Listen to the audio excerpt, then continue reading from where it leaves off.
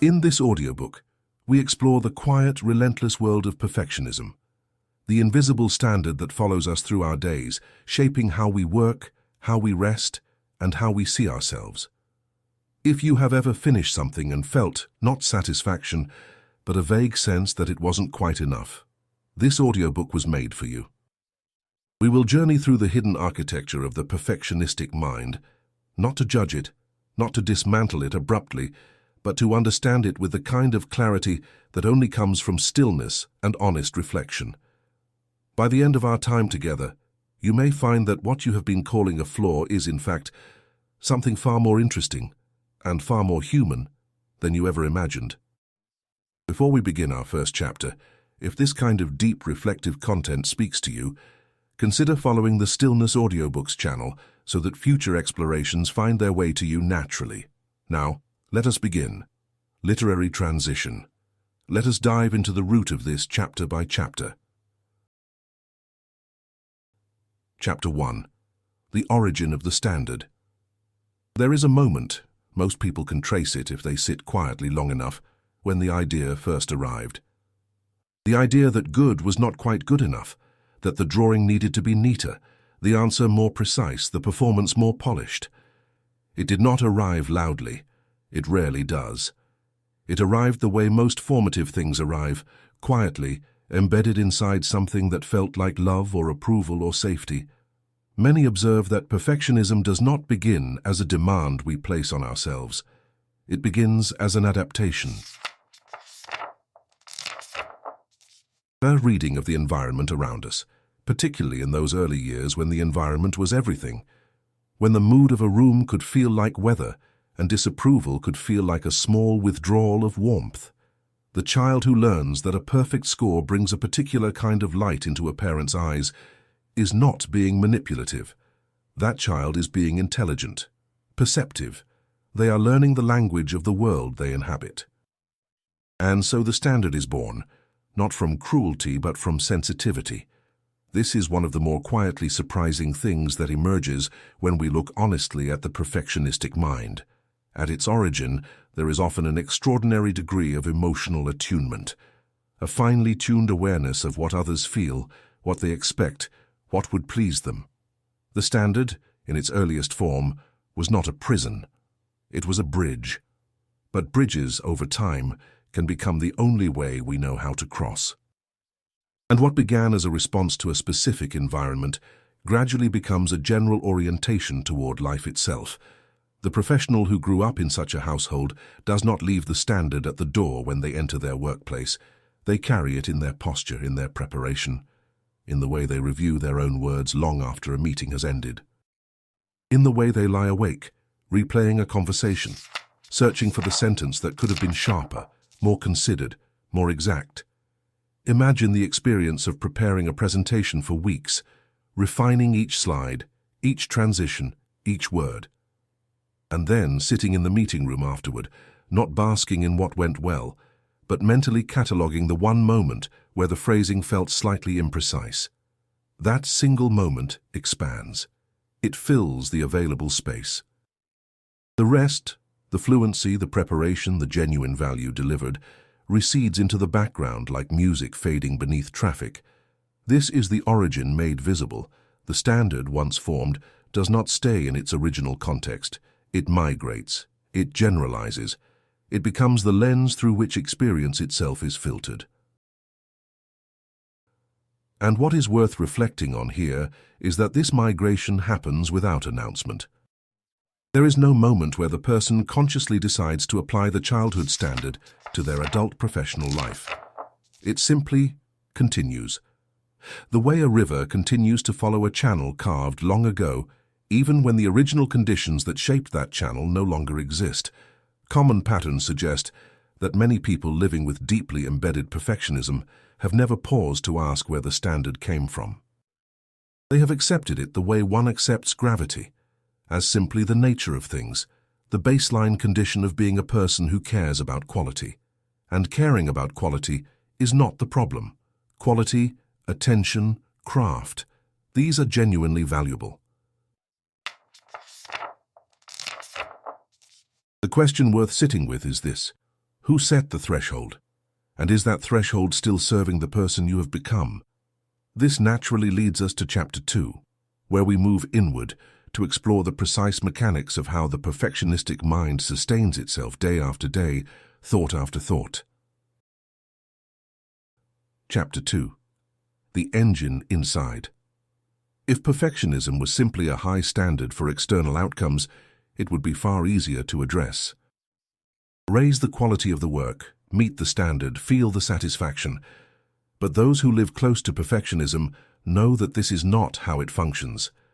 The standard is not fixed, it moves. And understanding how it moves, the internal engine that keeps it in motion, is perhaps one of the most clarifying things a person can do. Many observe that the perfectionistic mind operates like a horizon. No matter how far you travel toward it, it retreats at the same pace. The project that felt 6 months ago like it would represent completion, once finished, it no longer represents completion. It represents a new baseline, and from that new baseline, a new horizon appears, slightly further, slightly more demanding. The movement toward it feels like progress, but progress toward a retreating destination is a particular kind of exhaustion.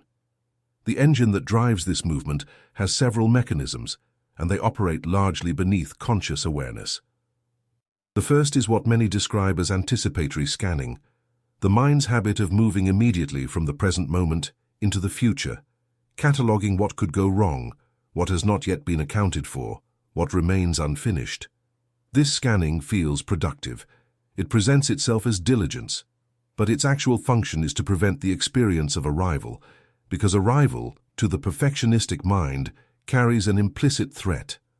If I arrive, I can be evaluated. If I can be evaluated, I can be found wanting. And so the mind keeps moving, keeps scanning, keeps the work in a permanent state of almost ready. A second mechanism is what might be called the asymmetry of attention. Consider a person who completes a complex piece of work, a report, a project, a creative endeavor. The 10 things that were executed with genuine skill and care register briefly. The one thing that felt uncertain, incomplete or imperfect, that registers deeply, repeatedly, and with a kind of emotional weight that far exceeds its actual proportion. The mind is not being irrational in this. From a certain perspective, it is being efficient. It is directing energy toward what it perceives as the area of greatest risk. But the cumulative effect of this asymmetry is that the experience of doing good work almost never includes the feeling of doing good work. And then there is perhaps the most subtle mechanism of all, the conflation of the work with the self. Many observe that for the deeply perfectionist person, the quality of what they produce and the quality of who they are have become, over time, deeply entangled. A flawed report is not merely a flawed report. It carries a faint, almost subliminal implication about the person who produced it. This is why feedback, even careful, well-intentioned feedback, can land with a force that seems disproportionate. It is not only the work being evaluated, something deeper, something more personal, is felt to be at stake. Imagine receiving a single critical comment on a piece of work you spent weeks preparing. For many people, that comment does not sit alongside the positive responses. It displaces them. It becomes the truest response, the one that reveals what the others were perhaps too polite to say. This is the engine at work, not as malfunction, but as a deeply learned pattern of self-protection that has outlasted the conditions that originally required it. Common patterns suggest that once a person begins to see these mechanisms clearly, not to judge them, but simply to observe them with some distance, something begins to shift, not dramatically, not overnight, but in the way that understanding the architecture of a building changes how you move through it. The rooms are the same, but you know now where the weight-bearing walls are and where the space might open. This naturally leads us to Chapter 3, where we step out of the internal world and into the texture of daily life, and examine what perfectionism actually looks like when it inhabits an ordinary day. Chapter 3. The shape of an ordinary day. It does not always announce itself dramatically. That is perhaps what makes it so pervasive. Perfectionism wears the clothing of everyday life. It hides inside the decision to revise an email one more time, the reluctance to submit something until a particular feeling of readiness arrives, the quiet discomfort of leaving a conversation that felt slightly less articulate than it could have been. In the architecture of a single day, these moments accumulate. And their accumulation creates a particular kind of fatigue that is difficult to name because it does not come from working too hard in an obvious sense. It comes from the weight of continuous internal evaluation. Consider an ordinary morning. A professional wakes, perhaps not entirely rested because the mind continued in some form to work through the night. There may have been a dream with the texture of unfinished tasks. The first conscious thoughts often return to what is pending, what is expected, what must be perfect today. Breakfast is functional rather than pleasurable. The commute, whether physical or the short walk to a home office, is spent mentally rehearsing, preparing not just for what will be said, but for every possible response to what will be said, and the optimal reply to each of those responses. The workday itself is punctuated not by a single large experience of pressure, but by dozens of small ones, the email drafted and redrafted, the meeting contribution weighed before it is offered, and then weighed again afterward. The task that could be marked complete, but instead remains open because something feels not yet quite right, though the specific nature of that rightness remains elusive. Many observe that this is one of the more quietly exhausting qualities of perfectionism in daily life. The threshold for completion is subjective and internal, which means it is always potentially movable. By the afternoon, the fatigue is real, though it may be mistaken for something else, lack of sleep perhaps, or the ordinary demands of a busy life. The person continues. They are, by most external measures, highly productive, often more productive than those around them. But the experience of that productivity is rarely one of flow or pleasure. It is more often one of managed anxiety, doing enough to keep the discomfort at bay while never quite reaching the moment where the discomfort fully lifts. Evening arrives, the workday ends, officially. But the mind does not receive the signal. Rumination is a word many people recognize from description, but living inside it has a particular quality. It is less like actively thinking about something and more like a background frequency, a radio left on in another room, playing the same short sequence on repeat. The meeting replayed, the sentence reconsidered, the decision examined from one angle, then another, then returned to the first.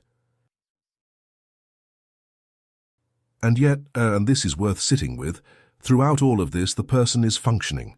They are competent, often remarkably so. They are reliable, thoughtful, attentive to detail in ways that their colleagues and collaborators genuinely value. The perfectionism that exhausts them privately is often the very quality that others experience as exceptional dedication. This is one of the more poignant aspects of this pattern. It is simultaneously a source of real professional strength and a quiet personal cost. The two are not separate. They are woven from the same thread. Common patterns suggest that most people moving through such days have not named what they are experiencing. They have attributed the fatigue to external causes: too much work, not enough time, the particular difficulty of this season of life. Naming it, seeing the shape of it, does not make the day lighter immediately, but it begins to create a small, important distance between the person and the pattern. And distance, as we will explore, is where something new becomes possible.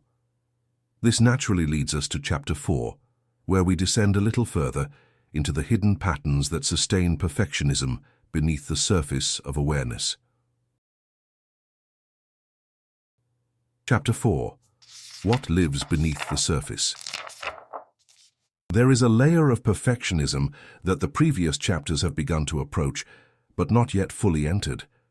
It is the layer that exists not in behavior, not even in thought, but in the quiet, mostly unexamined beliefs about what it means to be a person of worth in the world. And it is here in this deeper layer that the most durable and least visible patterns live. Many observe that at the center of sustained perfectionism, there is often a belief that has never been consciously articulated because it has never needed to be. It operates as a given, a background assumption so fundamental that it has been mistaken for reality itself. The belief, in its most distilled form, is something like this: my value as a person is contingent on my performance. Not stated so plainly, that would be easy to challenge,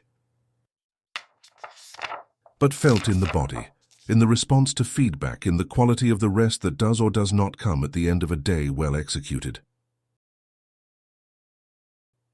This belief creates what might be described as a particular kind of vulnerability to evaluation. Not a weakness in the common dismissive sense of the word, but a genuine structural sensitivity. The person's sense of safety in the world is partly organized around the quality of what they produce. And so the evaluation of the work carries existential weight, not metaphorically, experientially. The stakes of any given project are never purely professional. They are always to some degree personal. A second hidden pattern worth examining is what many describe as the relationship with uncertainty. The perfectionistic mind has an unusually difficult relationship with not knowing. Uncertainty about an outcome, about how something will be received, about whether a decision was correct, is experienced as a kind of background threat. And the response to that threat is more preparation, more refinement, more control over the variables that can be controlled. This is adaptive, up to a point, but it also means that the person becomes progressively less able to tolerate the natural ambiguity of complex work and complex life. Every decision becomes a potential source of retrospective doubt. Every outcome that was not explicitly anticipated becomes evidence that the preparation was insufficient. There is also a hidden pattern in the relationship with other people. Perfectionism, because it is so often turned inward, is sometimes understood as a private matter, but common patterns suggest that it quietly shapes how a person relates to those around them.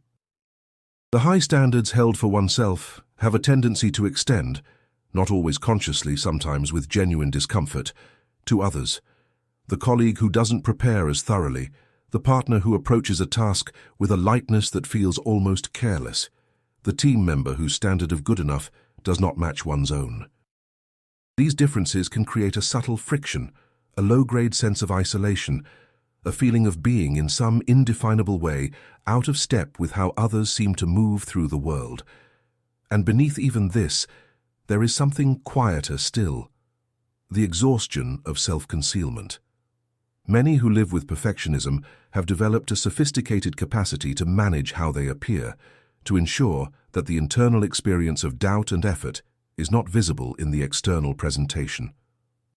The composure maintained in a difficult meeting, the confidence projected while the mind runs its private calculations of all that could go wrong. This management is itself a form of labor, and it is labor that receives no acknowledgement because it is by design invisible. Now, and this feels like the right moment to pause and acknowledge something. If any of what is being explored here is landing close to your own experience, we would genuinely welcome you sharing a reflection in the comments below. Not an answer, not a solution, simply a word or a sentence about what living with high standards has cost you or given you. These reflections create something real, a community of people willing to look honestly at their own inner lives. And that is not a small thing. Common patterns suggest that when these hidden layers are brought into awareness, not to be criticized but simply to be seen, a quiet but significant reorganization begins to occur. The beliefs that once operated as invisible architecture become visible. And visible things can be examined. Examined things can, over time, be gently reconsidered.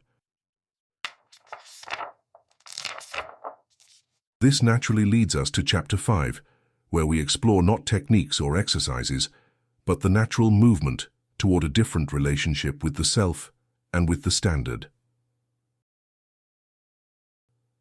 Chapter 5. The natural path toward balance. There is a particular misconception that tends to arise when perfectionism is examined seriously, the assumption that the solution is to care less. to lower the standards, to practice not minding. And for many people who have spent years building their identity around the quality of their work, this suggestion, even when gently offered, lands as a kind of small violence, because it misunderstands what perfectionism actually is. The path toward balance is not a path away from quality, it is a path toward a different relationship with quality. And that distinction, while it may sound subtle, changes everything about how the journey feels and where it leads. Many observe that the first movement on this path is not action, but recognition, a kind of honest, unhurried observation of the pattern in real time. Not while reading about perfectionism in the abstract, but in the actual moment of the experience. The moment the email is drafted and the hand moves toward revision without the mind having clearly identified what needs revising. The moment the work is completed and the internal response is not satisfaction, but scanning. Recognizing these moments, naming them without judgment, simply there it is again, creates a small but genuine interruption in the automaticity of the pattern. The pattern does not stop, but the person is no longer entirely inside it.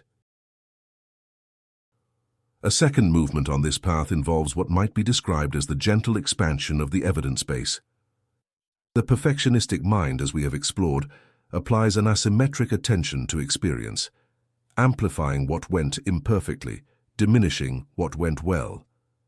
The movement toward balance is not about forcing positivity, but about deliberately including the fuller picture, what actually happened in its entirety. The meeting that felt imperfect because of one moment of lost fluency, what else was present in that meeting? The report that felt incomplete because of one section that could have gone deeper. What did the complete document actually accomplish? This is not self-flattery, it is accuracy. And accuracy is something the perfectionistic mind, at its best, genuinely values. There is also a movement that many describe as the rediscovery of process.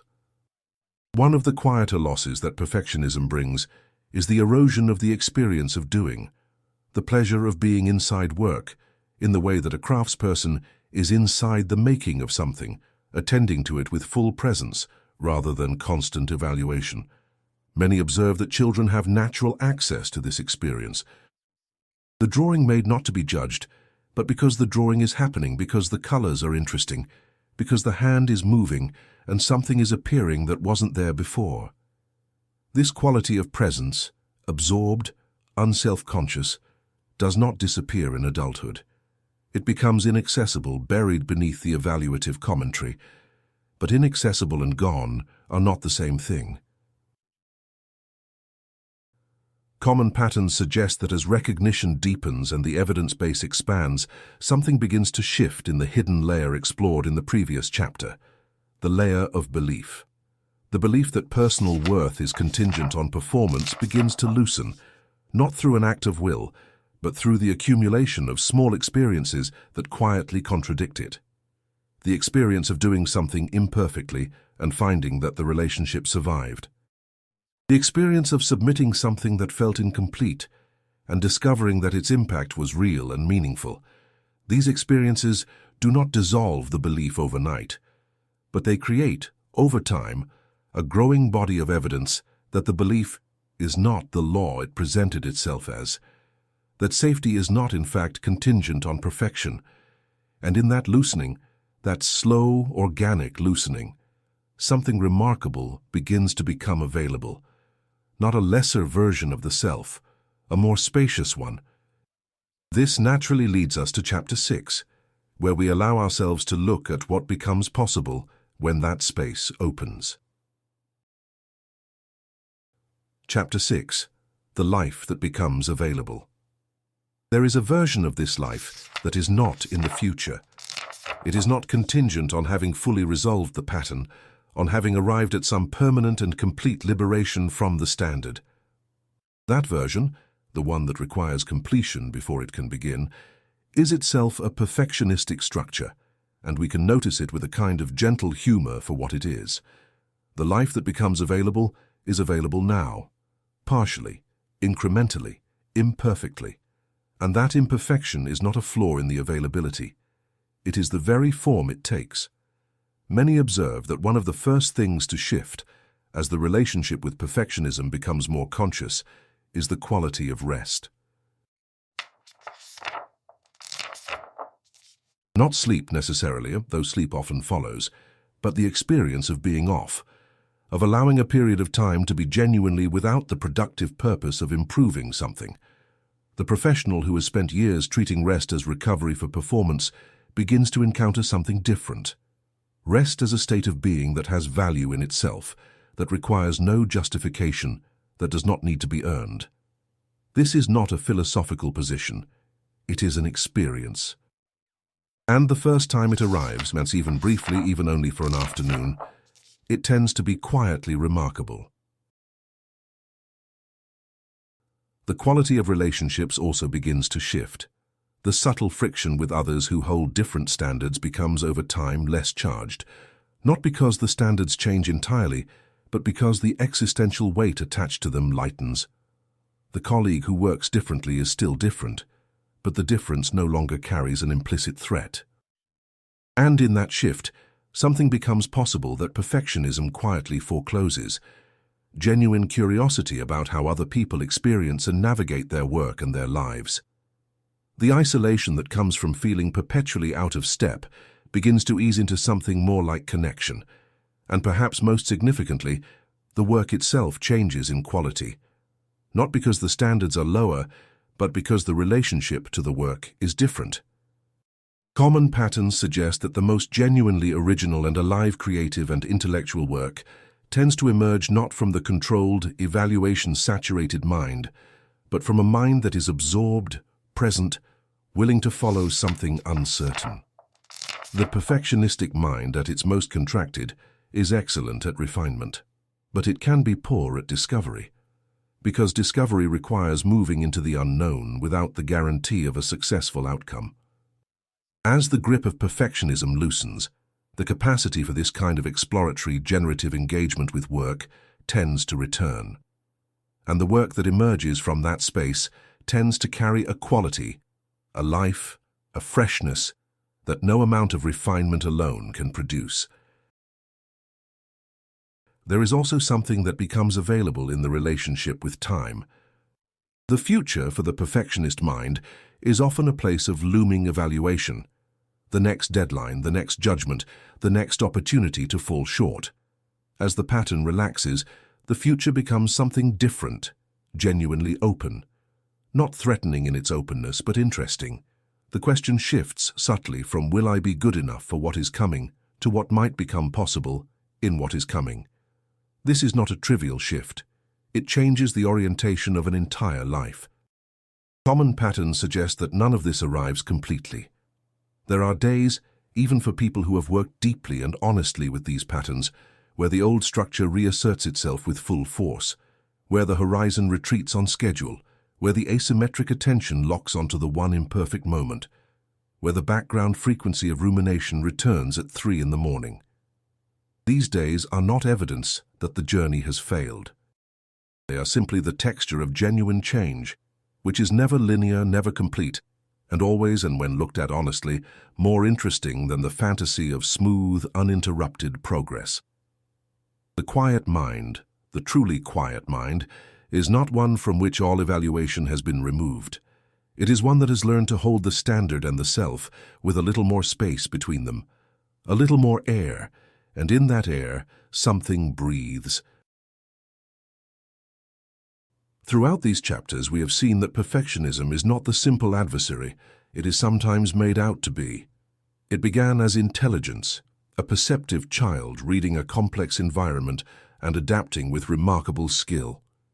It became, over time, a structure that outlasted the conditions that shaped it, extending its reach into a professional and personal life that no longer required the same defenses.